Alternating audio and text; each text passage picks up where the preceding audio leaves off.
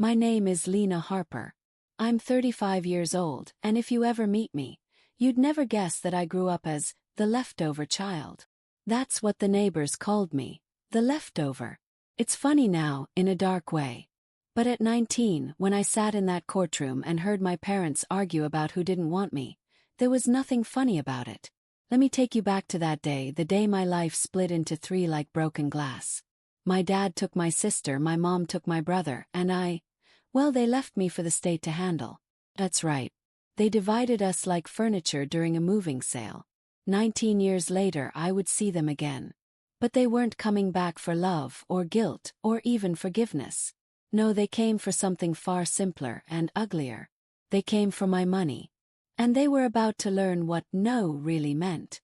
But before I tell you what happened when they came knocking, let me rewind because you need to understand how we got here. You need to know the little girl they left behind, the one who grew up thinking kindness was her only weapon in a world that had already decided she wasn't wanted. Where are you watching from? Maybe you're sitting in your living room somewhere in the US or maybe in Canada. Wherever you are, thank you for listening. This isn't just my story. It's a story about what happens when love fails, and how you can still rise when you have nothing but a heartbeat left. When I was 10, I lived in a small town outside of Portland, Oregon. My parents, Daniel and Martha Harper, were the kind of couple people envied. Or at least that's what it looked like from the outside. Dad worked in construction. Tall, confident, always smelled like wood and sawdust. Mom was an accountant. Neat, tidy, and always in control. They had 3 kids. My older sister Emily, who was 12. My younger brother Tommy, who was 7. And me right in the middle. The problem was, my parents didn't love each other anymore. They barely even liked each other. I think the only thing they had in common was their ability to argue. I used to sit at the top of the stairs and listen to their fights. Plates clinking, doors slamming, words like knives cutting through the night. Then one morning everything exploded. It was the summer of '01. I woke up to shouting. Mom was packing boxes in the kitchen. Dad was on the phone yelling about lawyers, and Emily and Tommy were crying in the hallway. I remember standing there barefoot, holding my old teddy bear, wondering if this was what the end of the world felt like. Lena, go upstairs. Mom screamed, waving a dish towel like it could stop a storm. But I didn't go upstairs. I stood there because something in me knew that whatever was about to happen, it would change everything. And I was right. The day they divorced, the court gave them 1 hour to decide custody. 1 hour. I sat in a hallway chair swinging my legs, while a lady in a gray suit told me to stay calm and be brave. I remember peeking into the courtroom through a glass panel. My dad stood on one side, arms crossed. My mom sat on the other, face blank. They looked like strangers. Then my dad said it. "I'll take Emily." Mom didn't even hesitate. "Fine. I'll take Tommy." The judge asked, "And what about Lena?" Silence. It was the kind of silence that burns. Neither of them spoke. Not one word. I watched my mom stare at her hands, my dad look at the wall, and I realized I was the leftover piece of their broken puzzle. Finally, the judge sighed. "Then the state will assume custody." That's how it happened. No big scene, no tears. Just paperwork. I was 10 years old when my parents divided us like furniture. I didn't cry that day. I didn't even say goodbye. I just watched them leave, holding the hands of my brother and sister like they were valuable items they didn't want to lose. The state sent me to a foster home in Eugene. I was quiet, polite, the kind of kid who didn't make trouble. But I never forgot that moment, the moment I stopped being a daughter and became a leftover. Years passed and I learned how to survive. I learned how to smile even when it hurt, how to say, thank you, even when I wanted to scream. I met good people along the way, real people, kind people. Like Miss Ruth, my first foster mom. She ran a small diner and taught me how to make pancakes from scratch. "Kindness doesn't cost you a thing, sugar," she used to say. "But it buys you more than money ever could." Those words stuck with me. By 16, I was working part-time at her diner. By 21, I was studying business at a community college. By 25, I'd opened my own bakery. Lena's Little Crumb. Life got better slowly. I still had nightmares sometimes, But I found peace in the scent of vanilla and warm bread. Then something miraculous happened. The bakery became a hit. Tourists stopped by, bloggers wrote about it, and within 5 years I owned 3 branches. I didn't chase money. It found me through passion and honesty. By 30, I'd saved enough to buy Miss Ruth her dream retirement home by the sea. She cried when I gave her the keys. "See, sugar," she whispered, holding my hand. "You didn't need a family to be loved. You just needed to believe you were worthy of it." Smiled. She was right. Or so I thought. Because 19 years after that courtroom scene, everything I'd built was about to be tested. It started on a Thursday morning. The air smelled of cinnamon rolls and coffee. I was in my office, signing invoices, when my assistant knocked. "Ms. Harper," she said softly, "there are 2 people here to see you. They say they're your parents." Froze. My pen slipped, drawing a shaky blue line across the page. My parents, the ones who left me behind. I hadn't heard from them in nearly 2 decades. Not a call, not a letter, nothing. I took a deep breath. "Tell them I'm busy," I said. She hesitated. "They said it's important. Something about family business." My stomach twisted. Family business. That phrase coming from them sounded wrong. I walked to the front of the bakery, my heels echoing on the tiled floor. And there they were. Dad, older, hair graying at the sides. Mom, still wearing that same controlled expression. They looked smaller somehow. Weaker. I stood there, silent. They smiled nervously. "Lena," Dad said, stepping forward. "You've done well for yourself." Mom added quickly. "We're so proud of you." Their voices sounded rehearsed, like lines from a bad play. I didn't answer. I just folded my arms and waited. Dad cleared his throat. We need to talk. It's about money." And right there I felt something cold and sharp slice through the air. Money. That was why they were here. Not to say sorry. Not to reconnect. Not to ask about the 19 birthdays they missed. They were here for my money. Smiled just a little. Not the kind of smile you give to welcome someone, but the kind that hides a storm. Because if they came thinking I was still that leftover little girl who'd take any scrap of affection they offered, they were about to learn what no really meant. But before I could say a word, something unexpected happened. Something that would change everything all over again. Mom fainted. Right there, in the middle of the bakery. Her body hit the floor, the room erupted, and my heart, despite everything, raced in panic. Because no matter how much pain she'd caused me, she was still my mother. And that's when everything started spiraling again. The sound of my mother's body hitting the floor still echoes in my head sometimes. One second she was standing there pretending to be proud of me, and the next, she crumpled like a paper doll. Everything around me blurred. Customers screamed, someone shouted to call 911, and I froze. My body moved before my mind did. I knelt down, pressed my hand to her chest and whispered, "Mom? Mom, can you hear me?" Her skin was cold. Her breathing shallow. The paramedics came fast, maybe 5 minutes, maybe less. Felt like a lifetime. They loaded her onto a stretcher, oxygen mask over her face. Dad stood in the corner, shaking. His eyes were wide, but not just with fear. It was something else, guilt maybe, or shame. When they asked if I was coming with them, I didn't even think. I just grabbed my coat and followed. Inside the ambulance, I sat silent, staring at her pale face. So many memories flashed, her turning away from me in court, her packing boxes, her cold eyes the last day I saw her.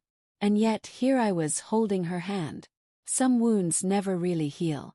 They just wait, buried under time, until life digs them up again. At the hospital, they rushed her into the ER. Dad and I sat side by side in the waiting area.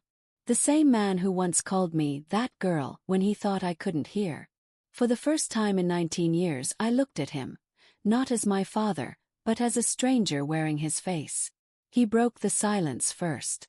"You didn't have to come." I turned my head slowly. "Neither did you." He blinked, looked down at his hands and muttered, "She's been sick. Heart problems. I didn't know it'd get this bad." There was something in his voice I hadn't heard since I was a child. Weakness. Before I could respond, a doctor walked in. "She's stable now," he said. "She'll need rest and medication. She's lucky you got her here quickly." Lucky. The word felt strange. When I finally went into her room, the beeping machines and smell of antiseptic made my stomach twist. Mom lay there, fragile eyes half open. "Lena," she whispered. I hesitated. "Yeah, it's me." A tear rolled down her cheek. "You came." I wanted to say, "Of course I came." "Not you." But I bit it back. Instead, I just nodded. That night, I stayed longer than I should have. I didn't want to, but something in me, maybe the little girl who still wanted a mother, wouldn't let me leave. By morning, Mom was stronger. She even managed to smile. "You turned out good," she murmured. I laughed softly, but there was no humor in it. "Yeah, well, someone had to." Dad came in later, holding 2 cups of hospital coffee. "She'll be fine," he said, offering one to me. I took it mostly out of politeness. He looked at me carefully. "You really did well for yourself, Lena. The bakery, the houses, the articles online." And there it was again, that tone, the one that made my gut tighten. I set the cup down. "If you came here to talk about money, don't." He frowned. "You think that's all I care about?" I didn't answer. But he didn't deny it either. The silence stretched between us until Mom broke it. "Lena," she said softly, "we didn't come here to hurt you. We came because we're in trouble." I didn't move. "What kind of trouble?" I asked flatly. Dad exhaled. "Financial. The house is gone. The company closed years ago. We lost everything." My stomach sank. Not because I pitied them, but because I knew where this was going. "You're doing well," he continued carefully. "We thought maybe you could help us get back on our feet. Just until we..." I held up a hand. "Stop." They both looked at me. Understood. "You left me. You left me for the state. You didn't call, you didn't write, you didn't care if I was alive. And now you want me to fix your life." Mom's eyes filled with tears. "We made mistakes." "Mistakes." My voice cracked. "You divided us like furniture. You took my brother, you took my sister, and left me behind like an old chair nobody wanted." Dad opened his mouth, but no sound came out. I felt something rising in me. Years of quiet pain boiling over. "You think I owe you something?" "I owe you nothing." The words hung heavy in the air. Then Mom whispered, "We just didn't know what to do. You were always so quiet, so strong. We thought you'd be okay." I almost laughed. "You thought wrong." I turned and walked out of the room before I said something worse. Outside, I leaned against the hallway wall, shaking. My heart pounded, my hands trembled, and yet, I felt lighter. For the first time, I had said the truth. I drove home that night with the windows down, the cool air brushing my face. The city lights blurred past, and all I could think was, why now? Why me? When I reached my apartment, I found an envelope slipped under my door. My name was written in neat handwriting. I frowned, picked it up, and opened it. Inside was a short letter. "Dear Lena, you don't know me, but I know who you are. There's something you need to know about your family. Meet me tomorrow at 5 p.m. at the old Harper construction site." Froze. The only person who could have signed that way was my sister, Emily. The one Dad took. The one I hadn't seen since that courtroom 19 years ago. I didn't sleep that night. Memories flooded back. Emily's laughter, her braiding my hair, her whispering bedtime stories. And then, her walking away, hand in Dad's, never looking back. Now she wanted to meet me. Why? Was she part of this? Or was there something else I didn't know? By morning I'd made my decision. I was going to that meeting. When I arrived at the old construction site the next day, the place looked abandoned. Rusted tools, half-broken walls, the ghost of a company that once was. Then I saw her. She was standing by the fence, wearing a denim jacket, her hair tied back. She looked older, but her eyes, they were the same. "Emily," I whispered. I turned. Her face lit up with a smile that quickly faded into guilt. Lena. I walked closer. It's really you. She nodded, tears glistening. I've been looking for you for years. Froze. Looking for me. Why? She swallowed hard. Because you need to know the truth. About what really happened when they left you. I stared at her. What do you mean? What really happened? Emily's lips trembled. They didn't just leave you, Lena. They made a deal. A deal that ruined all of us. The wind howled through the empty site, and I felt my skin crawl. What deal? I demanded. She hesitated, looked around nervously. Dad didn't just take me because he wanted me. He took me because... Before she could finish, the sound of tires screeching cut her off. A black car pulled up fast, its headlights glaring through the dust. Emily's eyes widened. They followed me, she shouted. I turned to look, just in time to see the driver's door swing open. And the person who stepped out made my heart stop. It wasn't Dad. It wasn't Mom. It was Tommy, my little brother, all grown up. And judging by the look in his eyes, this reunion was not going to be a happy one. For a moment, everything around me went quiet. The wind, the birds, even the hum of the old streetlights. It was like time itself froze. Me. My baby brother, the one Mom took that day. He was taller now, broader. His hair was darker, his jaw sharp, but his eyes, they were exactly the same. Those big brown eyes that used to follow me everywhere when he was little. But this time they didn't hold innocence. They held anger. He slammed the car door and started walking toward us, his boots crunching on the gravel. You shouldn't have come here, Emily, he said sharply. You promised them you wouldn't. Emily backed away, shaking her head. You don't understand, Tommy. She deserves to know the truth. He turned to me, and for a moment I saw a flicker of guilt cross his face. You shouldn't have answered that letter, Lena. I frowned. Why? What's going on? Before he could answer, the car door opened again, and my father stepped out. Enough, Dad said in that same commanding tone I remembered from childhood. This has gone far enough. Emily's face went pale. You followed me. Dad's voice was cold. I warned you not to contact her. Something inside me snapped. You don't get to warn anyone, Dad. You lost that right 19 years ago. He didn't flinch. He just looked tired. You don't understand, Lena. This isn't the time or the place. Emily's voice broke through the tension. No, it is the time. It's long overdue. She turned to me, tears welling. Lena, the day they left you wasn't just about custody. There was money involved. A lot of it. Blinked. Money. What are you talking about? She took a step closer, lowering her voice. Grandpa's inheritance. You remember him, right? Dad's father. Barely, I said. He died when I was 7. Emily nodded.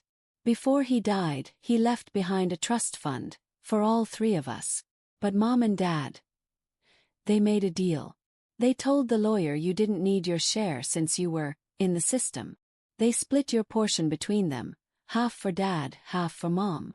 I stared at her, my mouth dry. They took my inheritance, I whispered. Emily nodded slowly. They thought you'd never find out. But when you turned 18, the trust legally reopened. And guess what? The money that was supposed to be yours was gone. That's why they're here now, Lena. Not just because they're broke, because they know the court's investigating. They need you to cover for them. For a second I couldn't breathe. The words crashed into me like waves. Dad's voice broke the silence. That's enough, Emily. No, she shouted. You can't keep lying anymore. Tommy stepped forward, angry. You think you're helping her. You're just making things worse. Worse, Emily snapped. She deserves the truth, Tommy. She's the only one who's done something with her life, and all they want to do is use her again. Dad's face twisted. Emily, get in the car. No. He took a step toward her, but I moved between them before I even realized it. Touch her, I said quietly, and I'll call the police. Dad stopped glaring at me. You've become just like her, he spat. Cold. Ungrateful. I met his eyes. No, Dad. I became what you left me to become, strong. The air grew tense. Finally, Dad turned around and walked back to the car, muttering under his breath. Tommy hesitated, his expression torn between loyalty and regret. Tommy, I said softly. Is it true? He didn't answer. He just looked away. When he got into the car, Emily exhaled shakily. I shouldn't have brought you here, she whispered. Now they'll know you know. I placed a hand on her shoulder. Then we'll deal with it. Together. Her eyes widened. Together. He nodded. You and me. I've spent enough of my life alone. That was the first time I'd seen her smile, a real one, in years. We left the site together and went back to my apartment. She barely spoke during the drive, just kept glancing out the window like someone might be following us. When we finally got there, she sat at my kitchen table, wrapping her fingers around a cup of tea. I wanted to tell you sooner, she said quietly. But Mom and Dad, they kept us away from you. They told us the state didn't want us contacting you, that you were damaged. Damaged, I repeated bitterly. She nodded, tears in her eyes. I believed them for a long time. But after Grandpa's lawyer died, I found some of the old papers in Dad's office. That's when I learned about the inheritance. I stared at her, trying to absorb everything. So all those years, they were sitting on my money. Yes, she whispered. And now that the court's reviewing the trust again, they're scared. If it comes out that they falsified documents, they could go to prison. I rubbed my temples. Unbelievable. After everything they did, they still think I'll save them. Emily looked up. Will you? Froze. What? She hesitated. You're a better person than they are, Lena. I know you. You help people, even the ones who don't deserve it. I laughed softly, shaking my head. Maybe I used to. For a few moments, neither of us spoke. The only sound was the hum of the fridge. Then Emily reached into her bag and pulled out a folded piece of paper. There's something else, she said. I found this too. I took it from her. It was a letter, yellowed with age. As I unfolded it, my heart started to pound. It was written in Grandpa's handwriting. To my grandchildren, Emily, Lena, and Tommy. This trust is not just money. It's a test. The one who chooses love and honesty will inherit the company. The others will lose everything. I looked up at her. The company. Emily nodded. He owned Harper Construction. The whole thing. Whoever passed his test would inherit it. I frowned. But it shut down years ago. That's what Dad wanted everyone to think, Emily said quietly. But the land it sits on, it's still worth millions. And Grandpa left it to you. I stared at her. Wait. Me. She nodded. The lawyer told Dad years ago. That's why he signed the false documents. To steal your inheritance before you could claim it. The room spun. 19 years of pain. 19 years of silence. And it all came down to this. A test of love I never got to take. I stood up, pacing. Emily, if what you're saying is true, then everything they've done, it's fraud. They could go to jail for this. She nodded. That's why they're desperate. They'll try to get to you before the truth does. My phone buzzed. Text. Unknown number. We need to talk. Tonight. No police. Or things will get ugly. Dad. I looked at Emily, my heart pounding. They're not done. Her face turned white. Lena, don't go. You don't know what they're capable of. But I already knew I had to. Not because I trusted them, but because I needed answers. And I wasn't going to let fear steal from me again. By evening, I drove to the address Dad had sent, a small, empty motel on the outskirts of town. The parking lot was nearly dark, one flickering light buzzing overhead. As I parked, I saw a silhouette in the window. My father. I took a deep breath, grabbed my phone and stepped out. But before I could even knock on the door, it burst open. Dad stood there, furious, and behind him saw Mom, pale, shaking, holding something small and black in her hand. A gun. Lena, she whispered, tears running down her cheeks. We didn't want it to come to this. And in that moment, everything I thought I knew about my parents shattered all over again. The moment I saw the gun, the air left my lungs. Mom's hands were trembling so badly I wasn't sure she could even hold it steady, but the barrel was still pointed straight at me. Mom, I said slowly, raising my hands. You don't need to do this. Her lip quivered. You don't understand, Lena. We didn't want this. None of it. Dad stepped forward, his jaw tight. Put it down, Martha. She shook her head, tears streaking down her face. No. She has to listen first. She has to know. Know what? I demanded, my voice breaking. That you left me for money. That you stole my future. What else is there to know? Mom's breathing quickened. You think we wanted to leave you. You think it was that simple. I took a slow step forward. Then explain it to me. Because for 19 years, I've lived with the picture of you walking away. Dad muttered under his breath. This isn't the time. I turned on him. You've had 19 years of time. He glared at me, then at Mom. Tell her then. Tell her what you did. Her eyes darted toward him, panic flaring. I didn't have a choice. What choice? Asked, my heart pounding. She looked at me, broken, shaking, and whispered. It wasn't the judge who decided you'd go to the state. It was me. The words hit me like a slap. You what? She swallowed hard, her hands trembling even more. They told us if we didn't take the deal, we'd lose everything. The business, the house, the kids, everything. Who told you that? I demanded. Her eyes flicked to Dad. Your grandfather's lawyer. I frowned. Grandpa's lawyer. What does he have to do with this? Dad sighed heavily. He made us an offer. Your grandfather didn't trust me with the company. He said only one of the kids could inherit it. But the lawyer? He said if we made you a ward of the state, the trust would automatically default to me. I stared at him, horrified. So you sold me. For the company. Dad looked away. Mom's voice cracked. I thought it was temporary. I thought we'd come for you after. But then, things spiraled. The money came, then the debts, then the guilt. I took a step back, shaking my head. You traded your own child for a business deal. She dropped the gun suddenly, sobbing. It clattered onto the motel floor, sliding under the bed. I've lived with it every day since, she cried. Every single day. I didn't move. Couldn't. My body felt numb. Dad reached for me, but I stepped back. Don't, I said sharply. Don't you dare touch me. He froze. You made your choice, I said. Now live with it. I turned toward the door, but before I could leave, Dad's voice stopped me. Lena, wait. I hesitated, my back to him. He said quietly, we're not the only ones who made deals back then. Turned slowly. What do you mean? He looked up, his face pale. Your sister, Emily, she knew. The words twisted in my chest.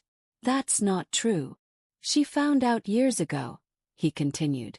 She took money from me, $5,000, to keep it quiet. My heart dropped. Well, Emily wouldn't. She told us she'd never tell you, Dad said. But she did. And now it's all falling apart. I wanted to scream, but I couldn't. Emily, the one who came to me crying, the one who said she wanted to make things right. Could she have lied too? Why should I believe anything you say? Shot back. Dad's mouth twitched. Because I have proof. He walked to the small table in the corner and pulled out a folder. Inside were papers, bank transfers, dates, signatures. My sister's signature. Emily Harper. I felt the floor tilt beneath me. My father watched me, his eyes calculating. You see, Lena, everyone has a price. Even the ones who act innocent. I wanted to throw the folder in his face, but I couldn't stop staring at it. The handwriting. A date. It was all there. I left the motel without another word. Rain started falling as I got into my car. Heavy, hard rain that blurred everything around me. I gripped the steering wheel, my hands shaking, trying to process it all. My parents had betrayed me. My sister might have too. And for what? Money. Always money. When I got home, Emily was waiting by my door, soaked and shivering. "Lena!" she called out as soon as she saw me. I didn't answer. I just unlocked the door and walked in. "Please," she said, following me inside. "You have to listen." I turned sharply. "You took money from him." Her face froze. "What?" "Don't lie to me, Emily," shouted. "I saw the proof. Bank records. $5,000. You promised not to tell me what they did." She blinked, tears flooding her eyes. "Lena, that's not what happened." "Oh really?" Snap. "Then what is it?" She stepped closer, voice trembling. "He's twisting the truth. Yes, he gave me the money, but not to keep quiet. He gave it to me so I could find you. He told me you were in another state, that you'd been moved to a different home. I used that money to track you down." I hesitated. She went on, desperate. "When I found the truth, that they'd left you on purpose, I cut contact with them. I only came back now because the court's reopening the case. I swear, Lena, I never took their side." I stared at her, trying to read her face. Something inside me, call it instinct or maybe the ghost of our childhood, told me she was telling the truth. But before I could respond, there was a loud bang from outside. We both froze. Then glass shattered. Someone had thrown something through the window. I ducked down instinctively, covering Emily. A small metal canister rolled across the floor, hissing smoke. "Tear gas," Emily shouted, coughing. We scrambled to our feet, choking and blind. I stumbled toward the back door, dragging her with me. We burst outside into the rain, gasping for air. That's when we saw them. 2 men in black jackets, faces hidden under hoods, running toward us. Emily screamed. "Lena, run!" We ran through the alley, slipping on wet pavement, hearts pounding. Behind us, footsteps thundered. I turned a corner, nearly falling, but Emily grabbed my arm and pulled me up. "This way," she yelled. We ducked into an old storage shed behind the bakery. My lungs burned and my whole body trembled. "What was that?" I whispered. Emily's eyes were wide. "I think they're after the papers." "What papers?" "The letter from Grandpa. If they destroy it, there's no proof the company belongs to you." I reached into my coat pocket, and my heart stopped. The letter was gone. I had it with me," I stammered. "At the motel." Emily grabbed my shoulders. "They took it, Lena. They must have taken it." I sank to the floor, breathing hard. Everything I'd built, everything I'd fought for, slipping away again. Emily sat beside me, holding my hand. "We'll find another way. I promise." Outside, thunder rolled. The rain fell harder. In the distance, sirens wailed. Someone must have reported the smoke. But deep down, I knew this wasn't just about a missing paper. This was war. And my family had just declared it. The sirens faded behind us as Emily and I sat shivering in the dim light of the shed. My throat burned from the tear gas, my eyes raw. Every breath felt heavy, like I was inhaling smoke and betrayal at once. Emily finally spoke, her voice a hoarse whisper. "They know what you have, Lena. Or what you had." I looked at her, dazed. "You think Dad sent them?" She hesitated. "Either him. Or someone working for him. He's desperate. If that letter from Grandpa proves the company belongs to you, he loses everything." I clenched my fists. Then he should start getting used to losing. Emily turned her head sharply, peering through a crack in the wall. "We can't stay here. They'll come back." She was right. Whoever those men were, they weren't finished. We slipped out through the back door of the shed, sticking close to the alley shadows. The storm had quieted into a drizzle, the night air thick and wet. I could still smell the chemical sting of the gas on my clothes. We walked until we reached my car, still parked a few blocks away. The windshield was cracked from the chaos, but it started on the first try. Where are we going? Emily asked. Somewhere they won't find us, I said. But even as I said it, I wasn't sure where that was anymore. We drove through the night, stopping only once for gas and coffee.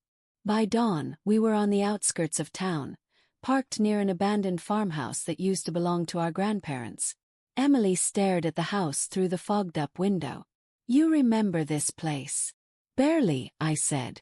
We came here once for Christmas. Before everything fell apart. The place looked even sadder now. Boards on the windows, weeds climbing up the porch, a rusted swing creaking in the wind. But it felt safe. Hidden. We went inside through the back door, the floorboards groaning under our weight. Dust floated in the air like ghosts. Emily found an old kerosene lamp and lit it. The warm light spread across the cracked wallpaper and faded photos still hanging on the walls. I sat on the old couch, exhausted. We need a plan. She nodded. We can't go to the police. Not yet. I frowned. Why not? Because if Dad still has connections through the company, he could easily twist this around. Say we're trying to blackmail him. I exhaled heavily, rubbing my temples. So we find proof. Something bigger than the letter. Emily's expression hardened. Then we dig. She pulled an old metal box from under a loose floorboard by the fireplace. Grandpa used to keep business records here. Contracts, correspondence. Maybe something's left. I helped her pry it open. Inside were stacks of old documents, yellowed and fragile. Most were letters and ledgers, but one file stood out, sealed in plastic, labeled confidential. Harper Holdings Trust Agreement. Emily's eyes widened. This might be it. I opened it carefully, scanning the pages. My pulse quickened as I read the signature at the bottom. It was Grandpa's, dated a week before he died. And under beneficiary, my name was printed in black ink.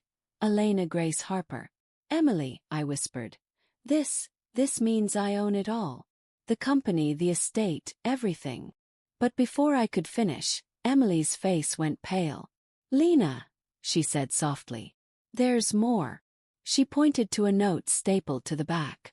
It was handwritten. If anything happens to me, look to the numbers in the mirror. I frowned. The mirror.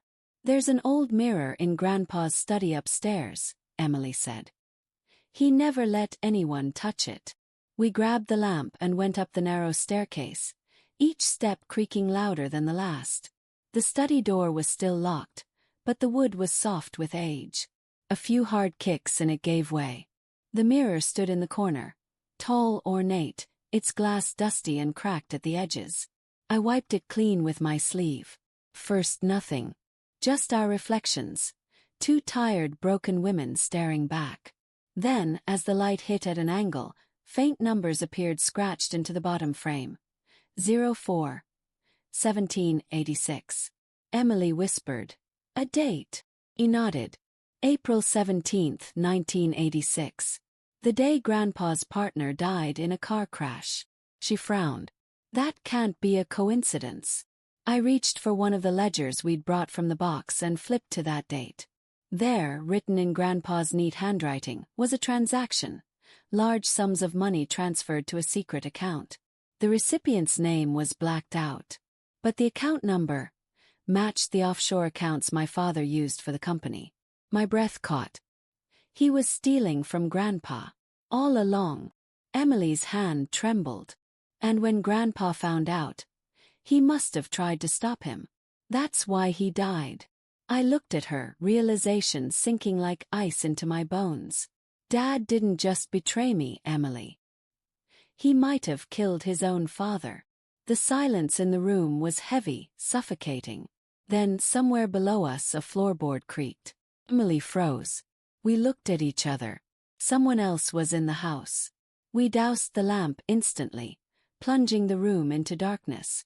The only light came from the faint gray dawn seeping through the cracks in the curtains. Soft footsteps echoed downstairs. Low. Careful. Emily mouthed, we have to hide. We crawled behind the desk, barely breathing. My heart thudded so hard I was sure whoever was down there could hear it. Then came the sound of boots on the stairs. One step. Another. Another. A shadow stretched across the floorboards, long and unmistakable. And then his voice. Cold. Familiar. "Girls," my father said softly. "You've caused quite a mess." Emily squeezed my arm. Her nails dug into my skin. Dad's silhouette appeared in the doorway, a pistol glinting in his hand. "I warned you," he said, stepping inside. "But you wouldn't listen." He raised the gun. And that's when the floor beneath him cracked, loud and sudden. The old boards gave way. He crashed through with a yell, vanishing into the darkness below. Emily and I scrambled to our feet, rushing to the hole. Dust filled the air. He was alive but barely. Groaning, clutching his leg, blood pooling beneath him. "Emily," I said, voice shaking. "Call for help." She hesitated. "After everything he's done." I looked at my father. Broken, furious, human. "Yes," I whispered. "Because that's what makes us different." As the paramedics arrived and carried him away, I watched from the porch, clutching the file to my chest. For years I had dreamed of seeing him brought down. But standing there, in the gray morning light, I didn't feel victory. Just release. Emily came to stand beside me. "What now?" I looked out at the horizon. "Now," I said, "we finish what Grandpa started." She frowned. "The company." He nodded. "And the truth. All of it. Every lie, every deal, every secret. They're going to see who they left behind. Because for 19 years I was the forgotten one. But now I had the power they tried to steal. And I wasn't just going to say no. I was going to make them regret ever thinking I was leftover." The courtroom was silent, the kind of silence that buzzes in your ears, thick and electric. Cameras flashed from the hallway outside. Muffled voices whispered, and the weight of 19 years pressed down on my chest. I sat at the plaintiff's table in a navy blue suit, my palms cold but steady. Emily was beside me, calm and composed. Across the room sat my parents. Dad, in his expensive gray suit, still trying to look powerful despite the cane propped by his chair. Mom, perfectly styled as always, her eyes sharp and unreadable. It was strange. After all these years they still looked the same to me. Only smaller. The judge entered and everyone stood. "This court is now in session. Case number 22-345. Harper versus Harper." As we sat down, Dad leaned slightly forward. His voice just loud enough for me to hear. "You think this little stunt will save you?"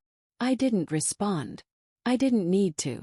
The evidence sitting in front of me, Grandpa's files, the hidden contracts, the trust agreement, would do the talking. My lawyer, Mr. Jennings, rose and began.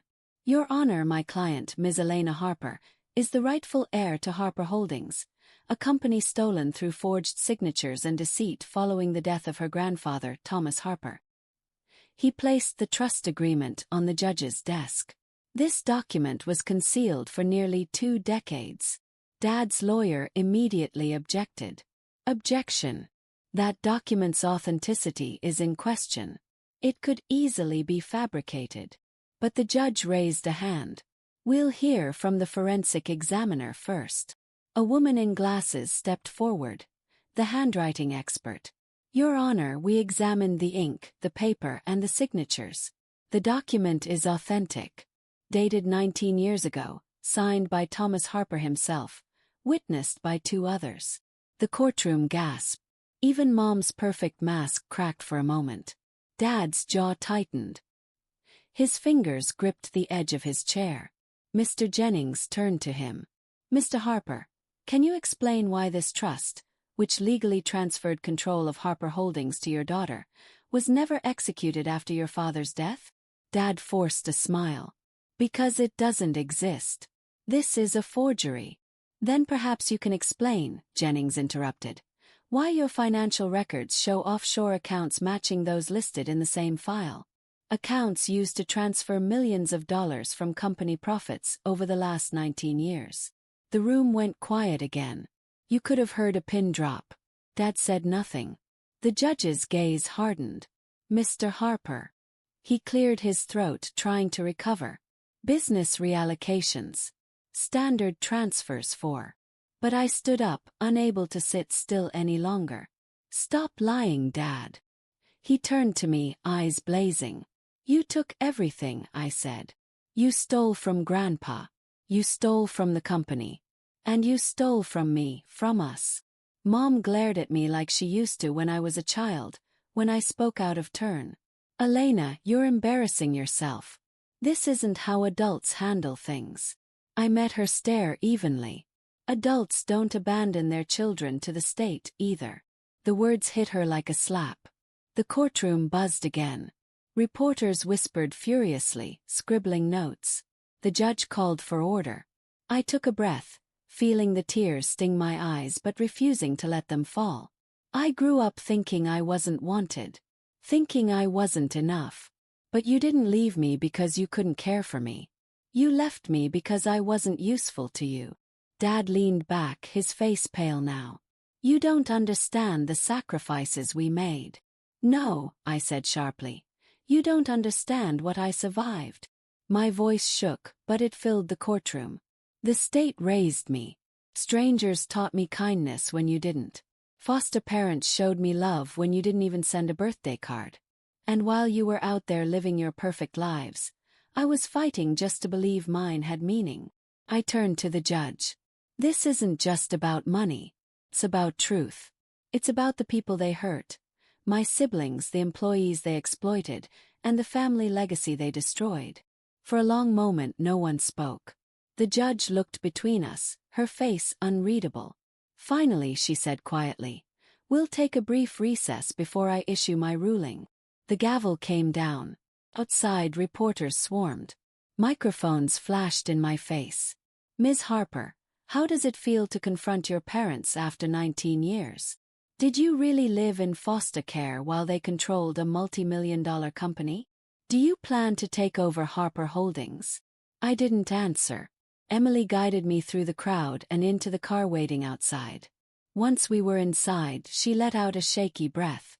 You did it, she said softly. Not yet, I replied. But I will. We drove through the city in silence, the courthouse fading behind us. My mind replayed the look on their faces, shock, fear, guilt. For once, they weren't the ones in control. But victory didn't feel sweet. Felt heavy. Do you think they ever loved us? Emily asked quietly. I stared out the window. I think they loved what we could give them. She nodded slowly. Then you were right, Lena.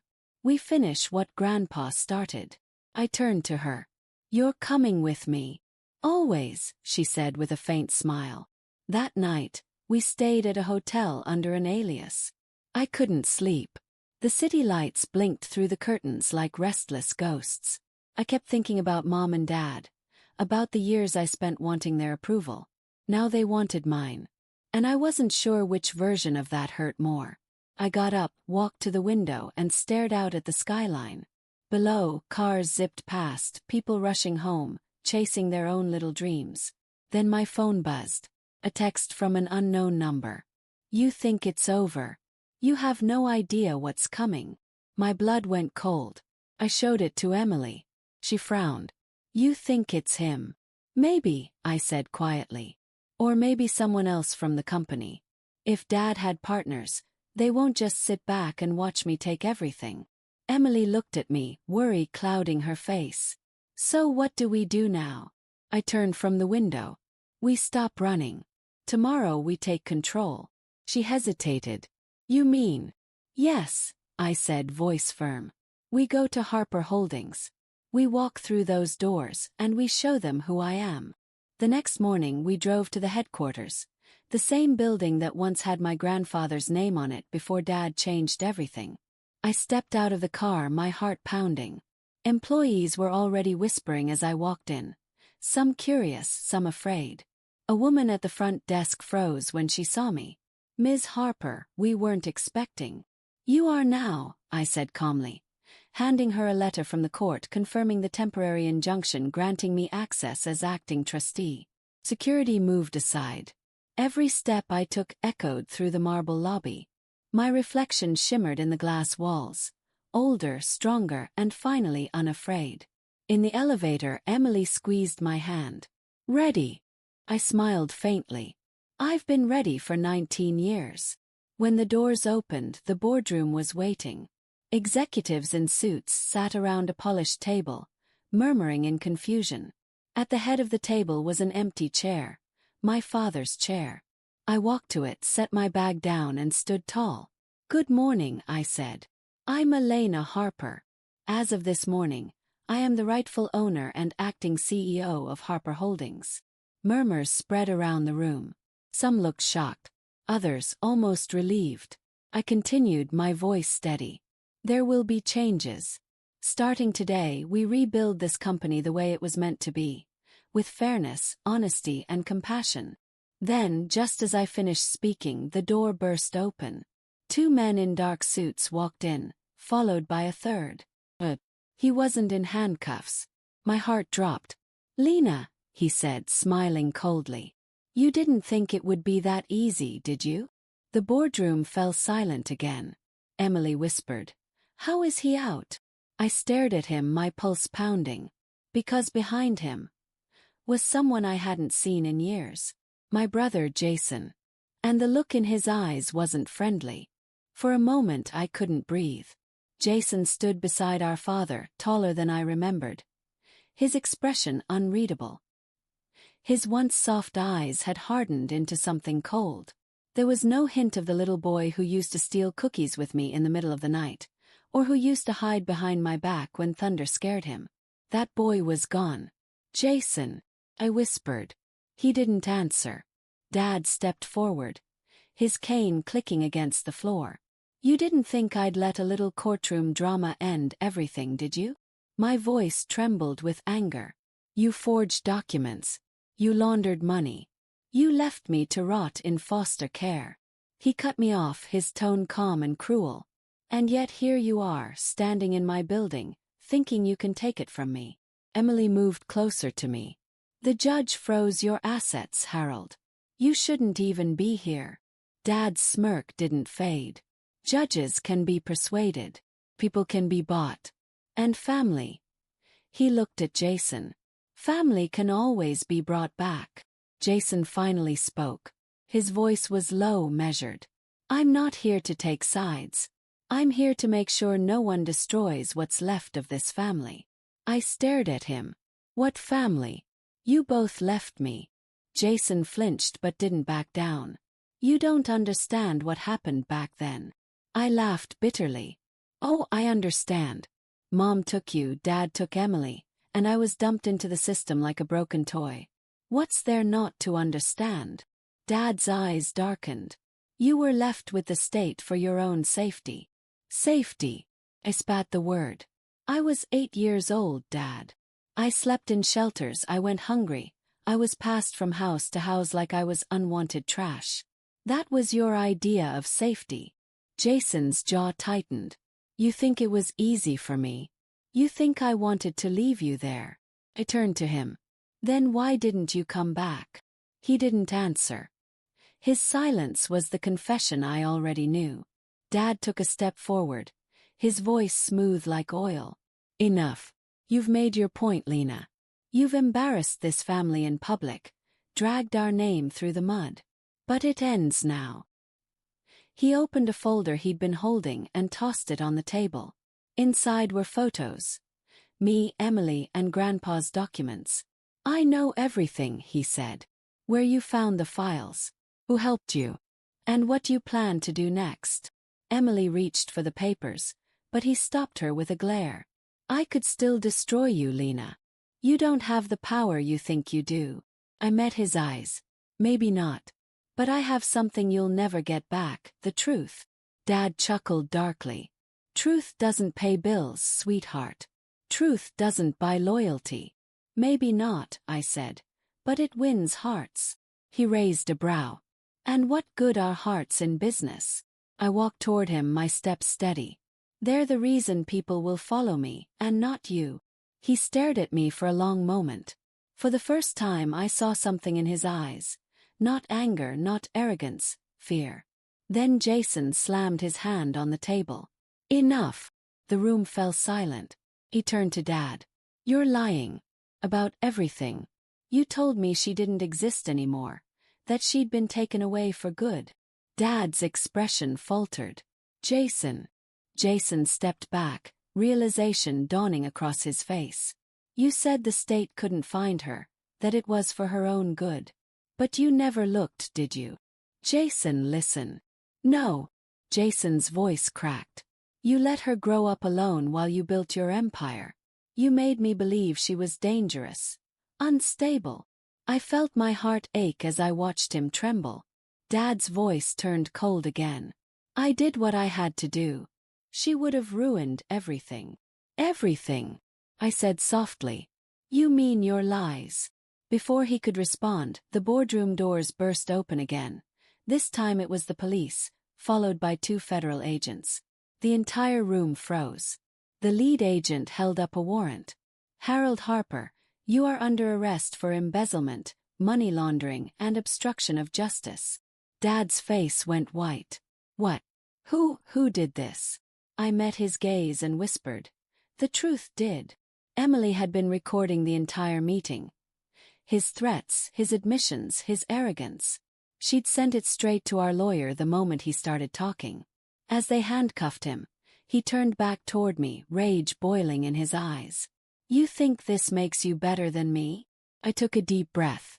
No, Dad. It just makes me free. They led him away. His footsteps faded down the hall. Jason stood there, silent, staring at the floor. I didn't know, he said finally, his voice breaking. I swear I didn't know what he did. I nodded slowly. I believe you. He looked up, guilt written all over his face. Can you ever forgive me? I hesitated. The part of me that had been that scared little girl wanted to say no, wanted to hold on to the anger forever. But the woman I'd become knew better. Yes, I said quietly. But it'll take time. He nodded, tears filling his eyes. That's fair. Emily stepped beside me. We should go. The press will be outside soon. As we left the building, the morning light was just breaking through the clouds. Reporters shouted questions, cameras flashed, but their noise felt far away.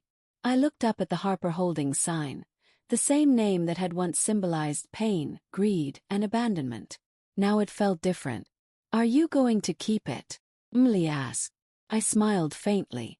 No, I'm going to rebuild it. Make it what Grandpa wanted. A place that helps people, not destroys them. She smiled. He'd be proud. I looked out at the crowd, at the curious faces watching us, and I spoke quietly, almost to myself. You know, people think being left behind ruins you. But sometimes, being left behind is what makes you strong. Because when you have nothing, you learn how to build everything. We walked away from the cameras toward the waiting car. Jason followed a few steps behind, unsure but trying, maybe for the first time in his life. As I climbed in, my phone buzzed. A message from an unknown number again. It's not over. He wasn't the only one. Froze. Emily looked at me, concerned. What is it? I showed her the text. Her face paled. Who could that be? I stared out the window as the car pulled away. I don't know, I said softly. But whoever it is, they just made a mistake. Emily frowned. Why's that? I looked at her and smiled faintly. Because this time, I'm not the leftover. The city lights faded behind us, the future stretching wide open ahead. Uncertain but finally mine. And for the first time in 19 years, I wasn't afraid of what came next.